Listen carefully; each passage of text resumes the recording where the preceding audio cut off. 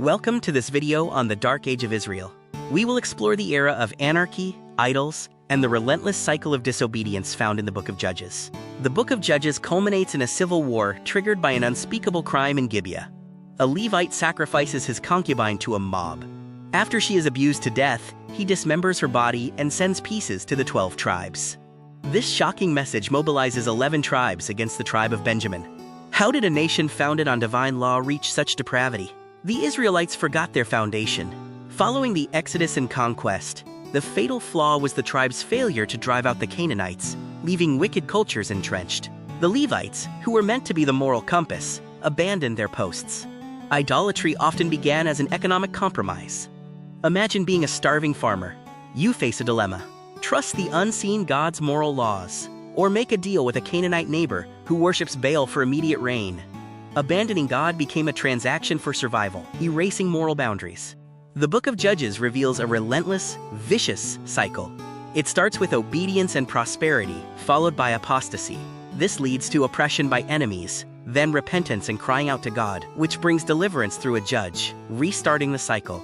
Early deliverances relied on unlikely champions and unconventional strategies.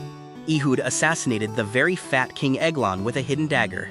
Deborah, an unlikely female leader, and Jael, who struck the fatal blow, defeated the Canaanite general.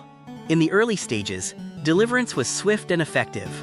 Gideon achieved a miraculous victory over the Midianites, reducing his army from 32,000 to 300 men.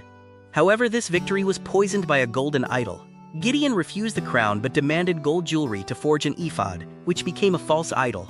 The deliverer became the corrupter. The fracturing of the Israelite tribes continues with Jephthah's story. Rejected by his brothers, he became a leader of outcasts. Desperate for victory over the Ammonites, he made a rash vow to offer whatever came out of his house as a burnt sacrifice, which turned out to be his only child.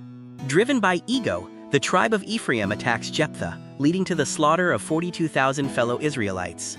Samson represents the ultimate paradox. He was empowered by the Spirit of the Lord with supernatural power, yet he was driven by base lust, revenge, and ego.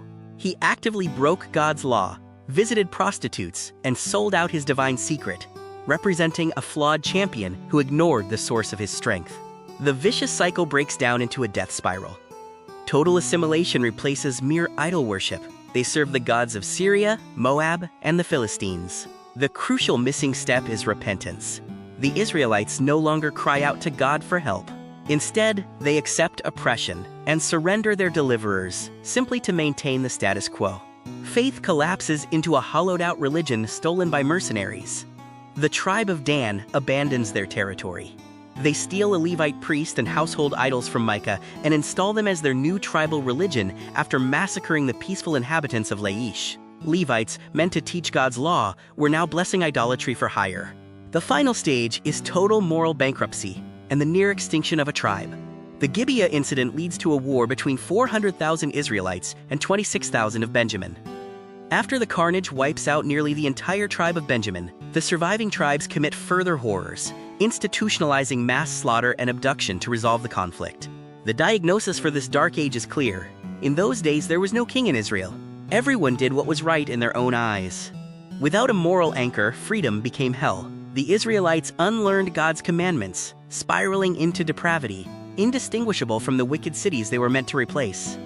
Instead of seeking restoration through God's law, the Israelites demanded a human solution to their spiritual collapse. They begged for a human king, just like the other nations that corrupted them. God conceded, but human kings inevitably fall, pulling the nation back into the cycle. The dark history of Israel serves as an origin story pointing to the ultimate, infallible king. Human deliverers, whether judges or kings, were broken by sin and provided only temporary relief.